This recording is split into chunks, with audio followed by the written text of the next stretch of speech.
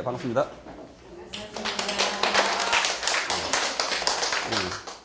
제가 첫 번째 그 화두로 삼은 건 과연 우리는 수업을 재밌게 하는가에 있다는 겁니다. 아마 여기 계신 선생님들도 저랑 같은 고민을 가지고 계신 분들이 많으리라 봅니다. 오늘 강의는 정말 좋아요. 선생님들이 저 얘기를 들으려는 자세를 가지고 오셨기 때문에 저는 너무 좋습니다. 그렇지만 우리 교실은 그렇지 않은 환경이라는 걸 선생님들의 고민이 아마 자리를 여기까지 옮겼을 거라고 봅니다. 어떻게 아이들을 재밌게 할 것인가. 저는 그렇게 생각했어요. 의미는 행위가 끝난 다음에 좀 부여하자. 아이들한 지금 초등학교 아이들도 무수히 많은 사교육을 받고 있거든요. 아마 그 사교육이라고 생각하지 않은 것들도 되게 많습니다. 아이가 태어나가지고 조금만 지각이 되면 그 비디오를 보여주지 않습니까? 만화 영화, 뽀로로 같은 거. 그거 잘 보면요. 그 정직해야 된다, 뭐 열심히 해야 된다, 뭐 노력해야 된다, 친구들이랑 친하게 지내야 된다, 이런 메시지들이 계속 전달이 됩니다. 모르진 않아요. 사고 치고, 말 안 듣고, 게으름 부리는 아이들이 도덕시험을 친다고 해가지고 점수가 낮지 않거든요. 모르지는 않은데 행동하지 않는다는 데 저는 주목했습니다. 행동하게 해야 된다는 거죠. 행동하게 하고 난 다음에 의미를 부여해도 늦지 않다라고 저는 생각합니다. 저희 이제 책을 읽을 때 저는 좀 단계가 있다고 생각하거든요. 아이들 처음에 이제 만화책과 동화책을 읽지 않습니까? 그럼 뭐 재밌으니까 읽거든요. 그러면 그 단계에서 한 단계 지나가려면 저는 감동이 와야 된다고 봐요.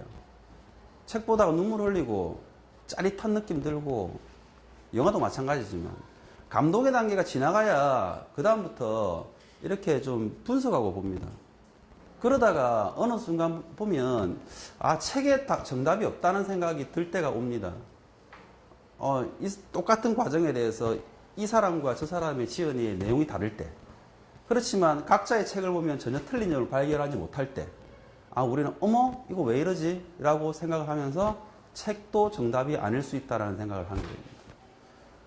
그래서 하지만 일단 동화책을 보고 그림책을 보고 만화책을 보고부터 시작을 해야 된다는 것이 저의 생각입니다.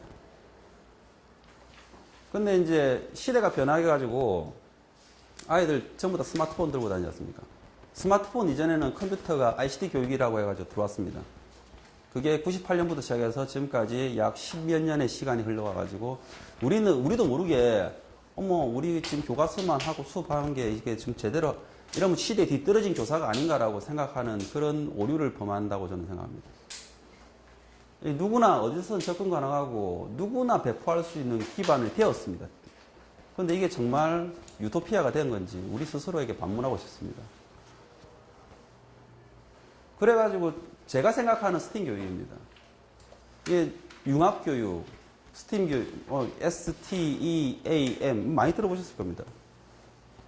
제 나름대로 해석해 볼게요. 과학적인, 이거 됐죠? 이거 아니고. 과학적인, 그리고 수학적인 사고를 가지고, 공학적인 산출물을 개발하는데 테크놀로지, 기술이 좀 필요한데, 그걸 아트, 예쁘게 만들면 안 될까? 제 나름대로 해석입니다. 그러면 사실 이걸 아트를 떼버리면,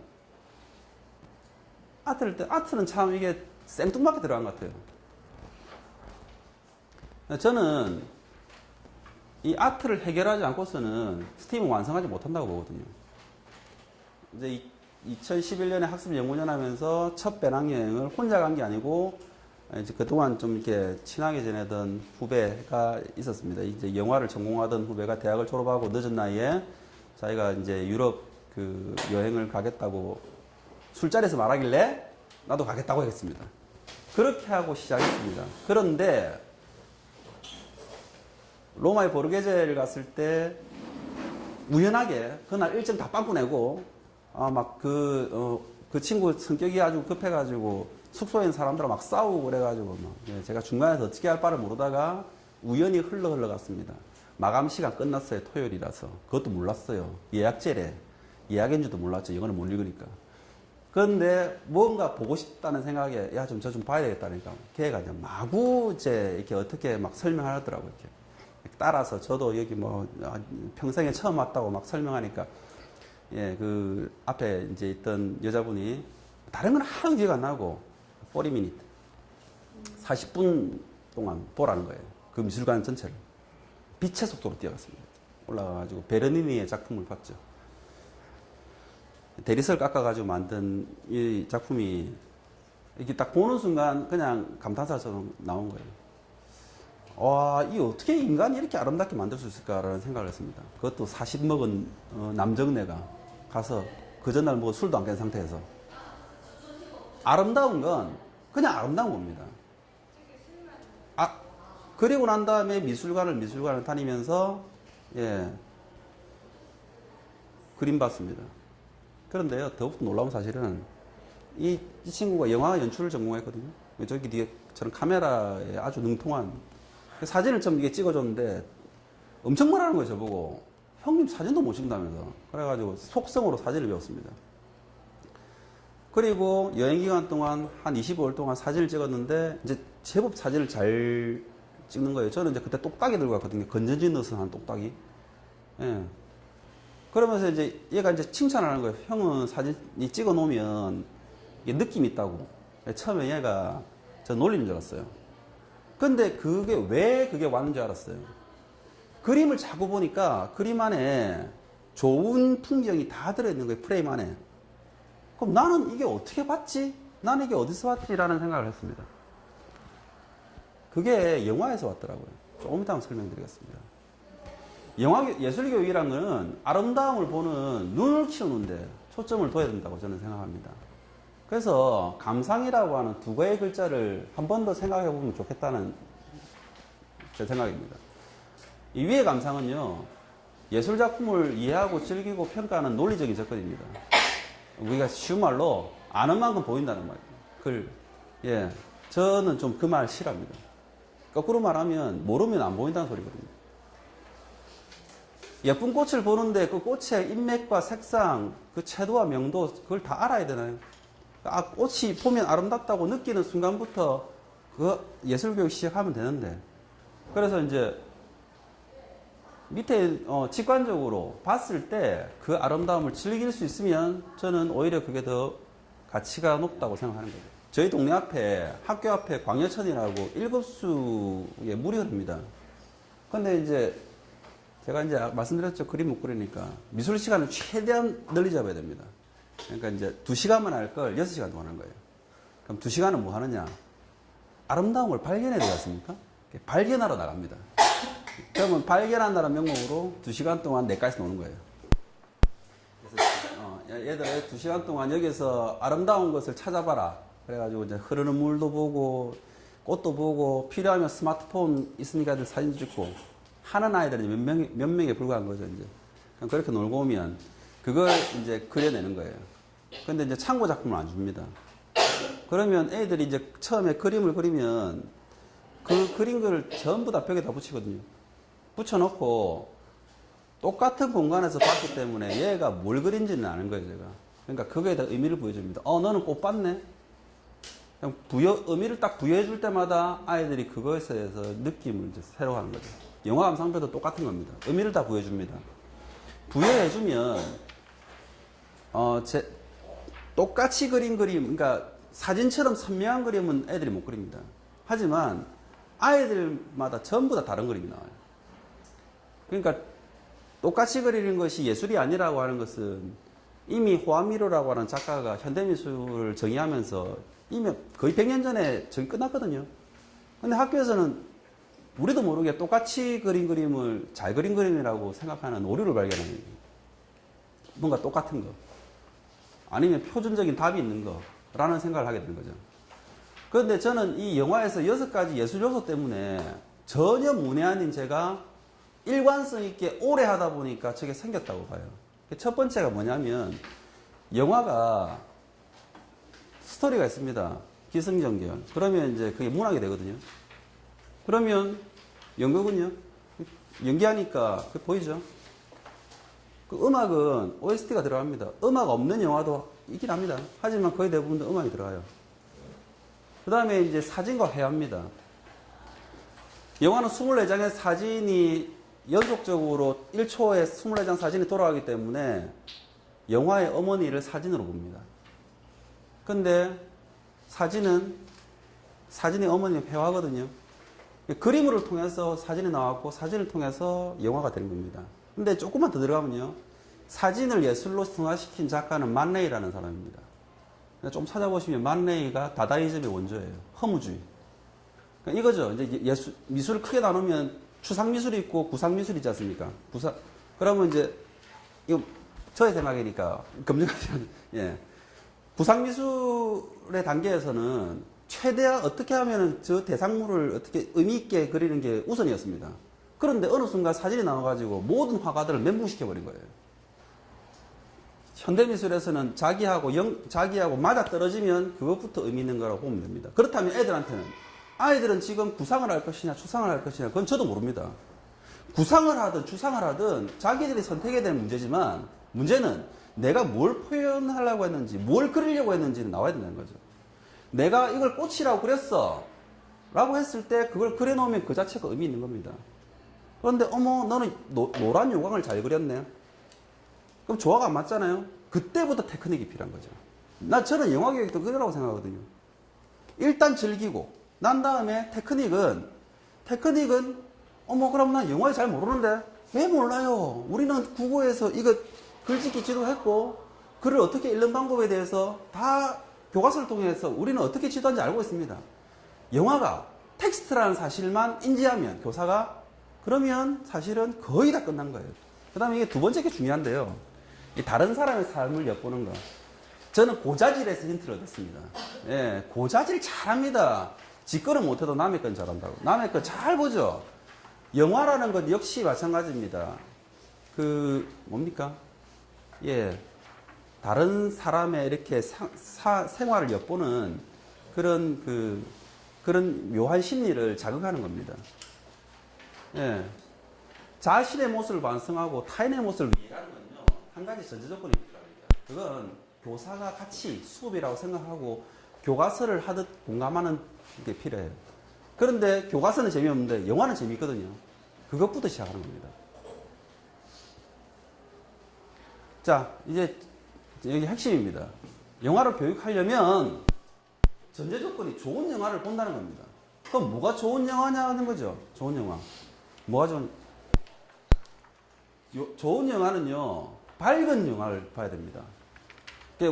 제가 이제 책에서는 이제 영화 등급에 대해서 이렇게 설명을 해놨는데, 제가 이게 조사를 좀 해보니까, 우리나라 영화 등급이, 이게 좀 비교하기 좀 그렇지만, 미국 영화 등급에 비해서는 탄력성이 떨어집니다. 우리는 나이로 끊거든요. 제가 한번 영상물 등급심의위원회 한번 운영위원으로 참여할 뻔한 적이 있습니다. 거리가 너무 멀어가지고, 예, 못했는데, 그래가지고 그때 회의를 하면서 이런 얘기를 하더라고요. 등급을 나눈 기준이 뭐냐고. 그랬더니, 횟수를 세는 거예요, 이제. 폭력씬이 몇 번 나오느냐. 그 다음에 섹스씬이 몇 번 나오느냐. 섹스씬이냐, 배드씬이냐. 이런 수위를 가지고 하는 거죠. 근데 이제, 미국 영화 등급은 조금 틀립니다. 우리로 말하면 전체 관람가면은 이제 PG, 이제 G, 제너럴 해가지고 다 보고. 그 다음에 12세는 PG로 합니다. 페어런츠 가이드. 부모가, 데리고 가라. 그 다음에 우리 제일 노란에 생기는 거, 중고생 15세 있지 않습니까? 그게 PG 13. 13세 이하의 아이들은 이렇게 좀 더 이렇게 주의를 기울여라. 그 다음에 이제 연소자 관람 불가하고 그 다음에 고등학생 관람가 사이가 R 등급이 있습니다. R. 유의해서 부모가 이거 보려면 유의해서 아이들을 이렇게 설명을 해줘라. 그러니까 있고 우리의 연소자 관람 불가보다 좀 더 센 게 NC, No Child. 애들은 못 본다. 이렇게 됩니다. 그러니까 제가 현실적으로 이제 현직 교사가 이게 미성년자 관람 불가 영화를 보게 할 수는 없어요. 근데 이제 그렇지만 그 이하의 영화를 할지라도 이제 초등학교니까 제일 걸리는 게 12세더라고요. 이제 12세. 12세 중에서 우리나라 영화를 여기 목록에 있는데 목록에 많이 선정하지 못했습니다. 그 이유는 욕설이 많이 나와가지고 할 수가 없어요. 그래서 이제 그런 면에서 좀 더 밝은 내용, 주 스토리가 좀 더 밝은 내용을 선택하시는 게 좋은 거란 겁니다. 대신에 그것보다 더 우선해야 되는 거는 누가 그걸 골라줬냐는 거죠. 선생님이 골라준 영화. 그래서 누구랑 함께, 선생님이 함께 봐야 된다는 게 저는 집에서는 부모님이 함께 봐야 되고 영화 볼 때는 선생님이 함께 봐야 된다는 겁니다. 영화는 크게 세 가지 있습니다. 영화 감상교육 있고 논술교육 있고 치료교육 있고 이제 복잡해지는 것 같죠? 네, 저는 복잡할수록 단순하게 생각해야 된다는 게 제 생각입니다. 영화 감상교육은요, 좋은 영화를 충실하게 보는 겁니다. 좋은 영화 보는 겁니다. 여기 선정되어 있는 영화만 충실하게만 볼 수 있어도 아주 좋은 교육적인 효과를 볼 수 있는 겁니다. 저는 개인적으로 이렇게, 그 영화관에서 영화를 굉장히 많이 보기도 하는데요. 특히 이제 애니메이션 영화도 보죠. 그러면 이제 극장 가면 이런 현상이 옵니다. 아이들만 극장에 넣어놓고 엄마들 나가요. 팝콘 하나 씌워주고. 그 아이들 보통 극장에서 이제 난리칩니다, 이제. 막 앞발 차고, 막, 영화 보다가 동생하고 싸우고, 좀 있으면 엄마하고 나갑니다. 보여주면 좋다고 생각하고, 부모랑 함께 커뮤니케이션 하지 않으면, 누군가와 커뮤니케이션 하지 않으면 교육적 효과는 없다는 거죠. 그러면 이거지 않습니까? 그렇게로 따지면 과학관에 보내주면 아이들이 스스로 과학자 되나요? 도서관에 밀어넣으면 스스로 애들이 책 읽고 난 다음에 의미를 깨우친다고 저는 생각하지 않거든요. 예. 그러면 논술교육은 뭐냐? 좋은 영화 보고 느낌을 정리하는 겁니다. 느낌 정리하는 거 이거죠. 영화를 보고 난 다음에 우리 어른들도 선생님들 영화 보러 가시고 친구분들이랑 같이 가시면 영화 보고 난 다음에 좋은 영화 있으면 밥도 같이 먹고 차도 한잔 마시면서 자연스럽게 얘기합니다. 그게 저는 논술교육이라고 하는 거죠. 애들이 말문이 터지기 시작하면 그걸 어떻게 인도할 건지는 선생님들이 프로입니다. 예. 치료교육 저거 별게 아니었습니다. 아까 처음에 말씀드린 거 남의 얘기는 잘합니다. 그 남의 얘기를 영화를 보고 난 다음에 결국 그 얘기를 한다는 것, 그걸 봤다는 건 그 아이가 그 상황하고 밀접한 관계가 있거나 관심을 가진다는 증거입니다. 아이들의 심리를 파악하는 건 저렇게 파악합니다. 어떤 그림을 보든지 자기가 관심 있는 그림, 관심 있는 장르, 관심 있는 화가 볼 때는 분명히 뭔 이유가 있어요. 책도 마찬가지지 않습니까? 그렇다면 아이들이 관심을 가지는 분야에 대해서 뭔가 표현하기 시작하면 그걸 가지고 치료도 할 수 있다는 겁니다. 그 치료라는 게 별거 아닙니다. 우리가 뭐 의사도 아니고 그렇다고 뭐 정식으로 심리 치료사나 혹은 그런 상담사에 없다 할지라도 이건 하는 거죠. 일단은 아이가 이걸 드러내놓을 수 있는 겁니다. 객관적으로 봤을 때 크게 무리되지는 않은 상태에서 엄마랑 싸웠어요.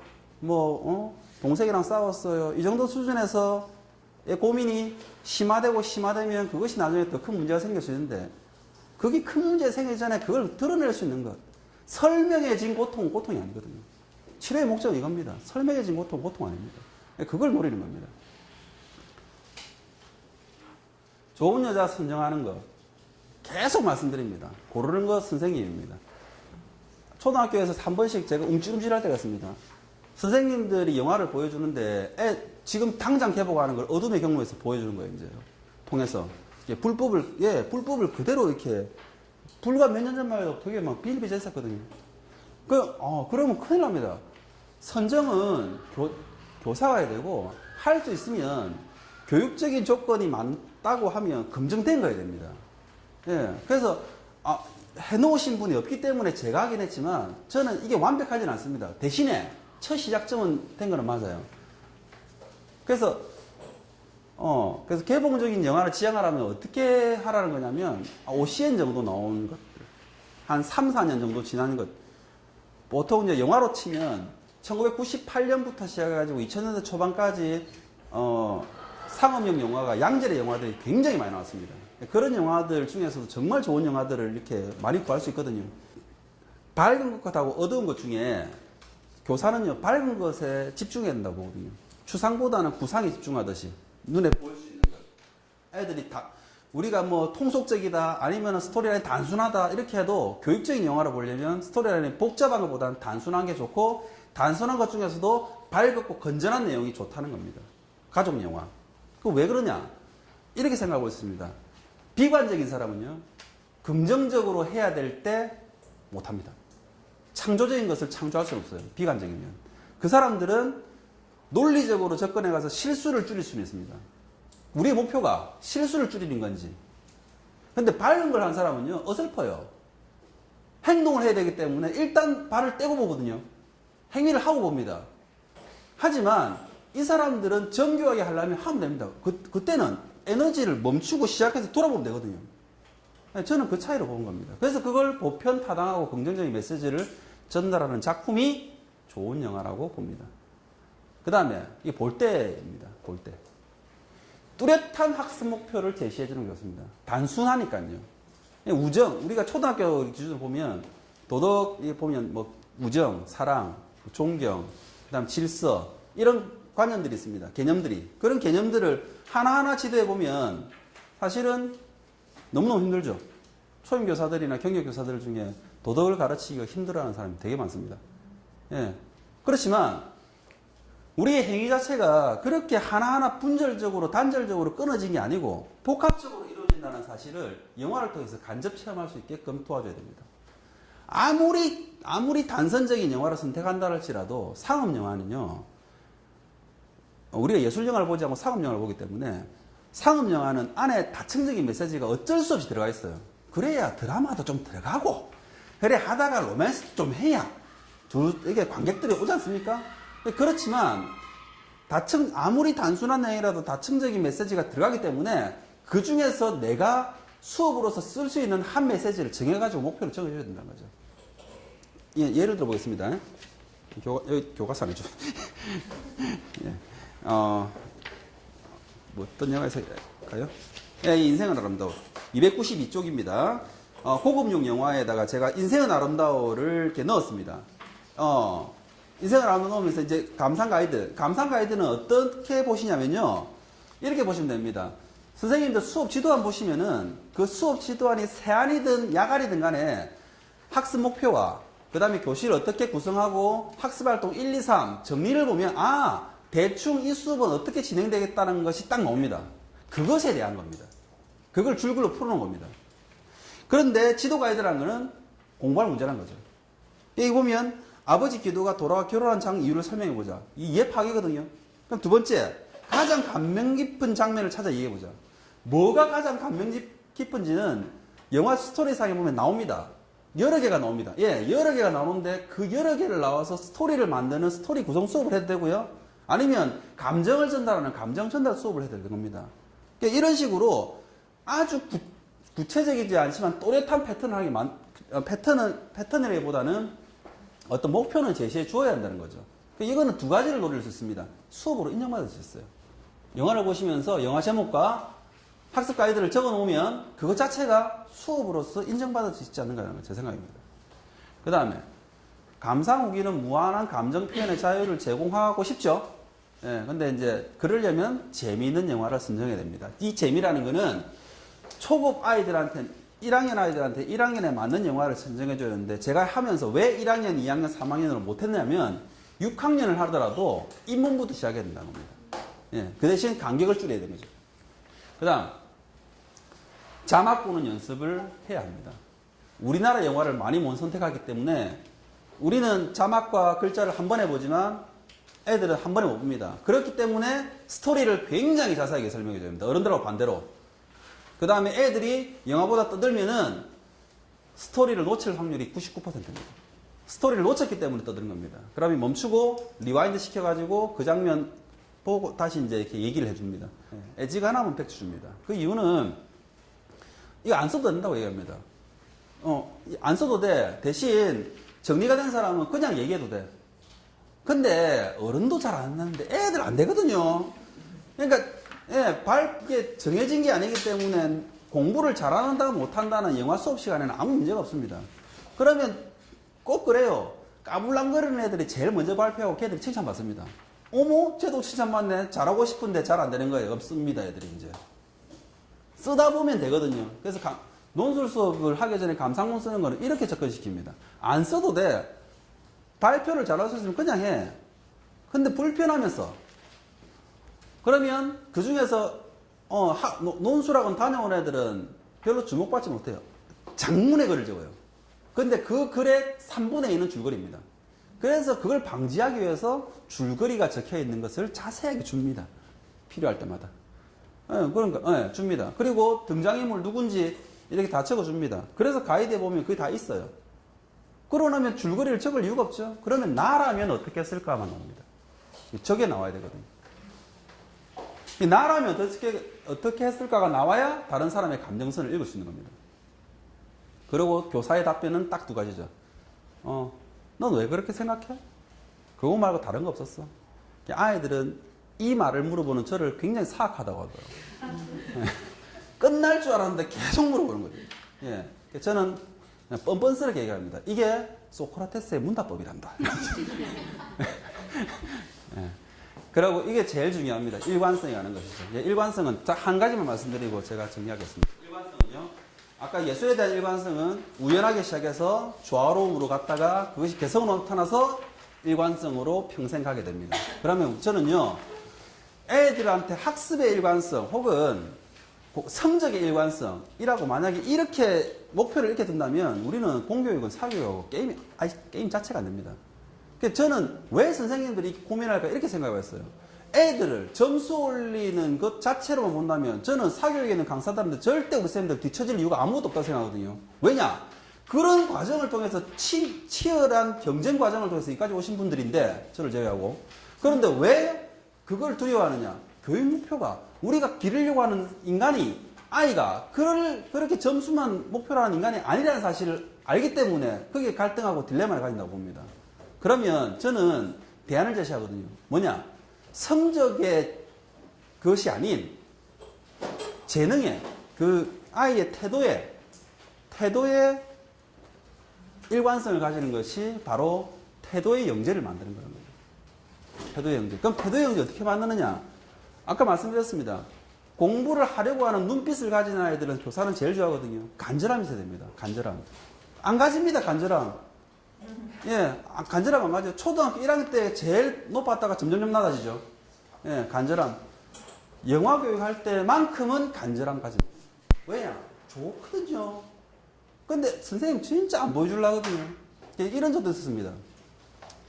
학부모들도 싫어하고, 예, 학부모들 싫어하는 이유는 간단합니다. 애가 성적이 떨어지니까. 예. 그 다음에 동료 선생님들도 저를 별로 안 좋아했습니다. 이유는 특별한 거 하는, 좀 그렇죠, 그죠? 예. 근데 이제 이랬어요. 그러니까 그걸 아이들한테 선택하게 만들었습니다. 사정이 이렇다. 교장 선생님도 별로 좋아하시는 것 같지 않고, 너희들 부모님도 별로 좋아하시는 것 같지 않다. 그리고, 근데 좋아하지 않은 이유가 성적이 떨어지는 거 같네? 그러면 내가 봤을 때 성적은, 초등학교에서 80점 정도만 받으면 될 것 같아. 그건 할 수 있어. 80점, 60점만 넘기고, 70점에서 100점은 선생님 갔다고 볼게. 그러면 그것만 유지해. 그러면 내가 너희들 부모님은 내가 설득시킬 수 있어. 그런데 그 이하로 떨어지면 책임져야 된다. 책임진대.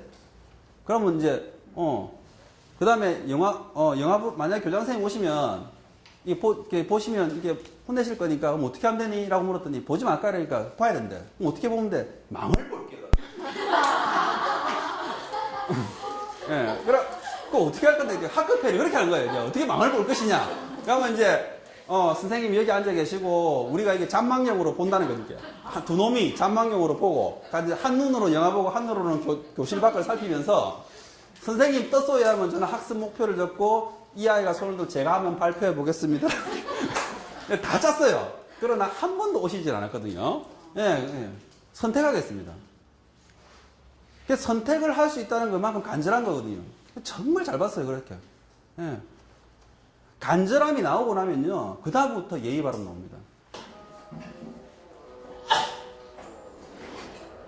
프레스토 가지고 수업이 가능하냐? 수업 가능합니다. 일단, 짧은 영화지만, 발단, 전개, 절정, 위기, 결말이라고 하는 소설의 기본 구조가 다 들어가 있습니다. 대사 한마디 없죠. 예, 대사 한마디 없이도 이해하는데 전혀 문제가 없습니다. 저것을 스토리로 옮겨 적으면 그대로 문학 수업이 되고요. 그 다음에 이제 복선 다 나와 있습니다.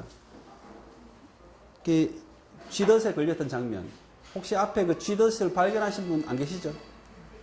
발견하셨어요? 예, 오, 대단한 관찰력이신데요. 예. 그래서 영화가 처음 재밌게 시작할 때 영화는 정말 즐거운 곳이야. 학교는 곧 즐거운 곳이야를 이제 우리가 알려줄 때, 영화를 통해서 알려줄 때 이걸 합니다. 예.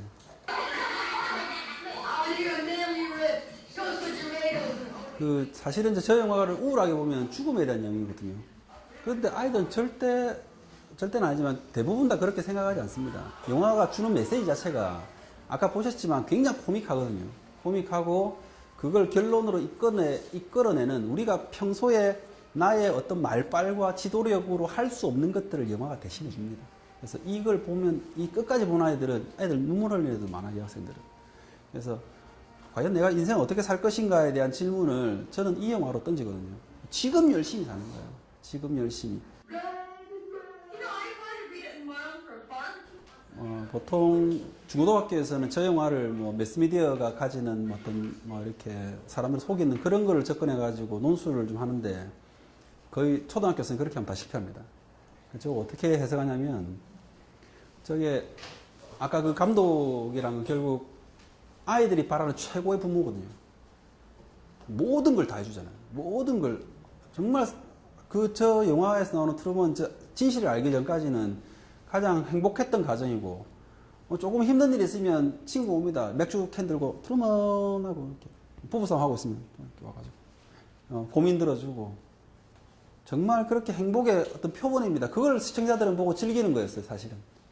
그렇지만 처음 시작할 때가 막 차 막히고 하는 그 부분들은 이제 현실을 알아가는 과정이 있고 결국은 안락한 생활에서 안주할 것인가 밝혀지지 않은 미래에 대해서 한 걸음을 내디딜 것인가에 대한 선택에 관한 얘기입니다. 저는 그래서 선택이라는 단어로 수업합니다.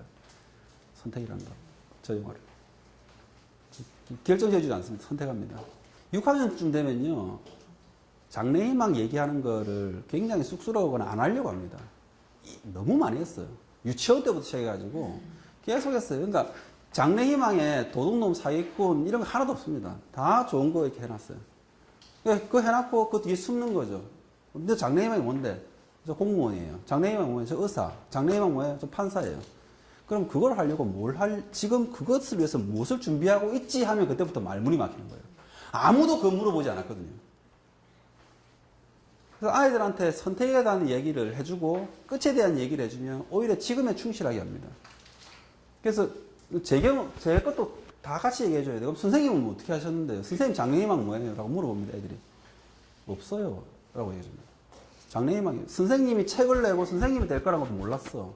그럼 어떻게 이렇게 된 거예요? 쪽팔리니까. 미친 듯이 해본 거야. 하다 보니까 이렇게 됐어. 그래서 지금 이 시간에 최선을 다해. 너희들하고 수업할 때하고 똑같은 태도로 다른 곳에 강연 가면 그렇게 해. 왜? 지금이 제일 소중하니까. 이 영화를 네. 봤는데 네. 그냥 갖춰진 어떤 세상만을 생각했는데 오늘 선생님 말씀을 들으니까 이제 이해가 됩니다. 네, 그러니까 그 일본 변인이 그 사람인 거죠. 뭐에다가 내가 포인트를 줄 것인가. 그림을 볼 때도 마찬가지거든요. 그림을 볼 때, 음악을 들을 때 스토리가 없는 거는요. 결국은 그냥 그 행위 힘이 그냥 그거 이상이 아니거든요. 네, 감사드립니다.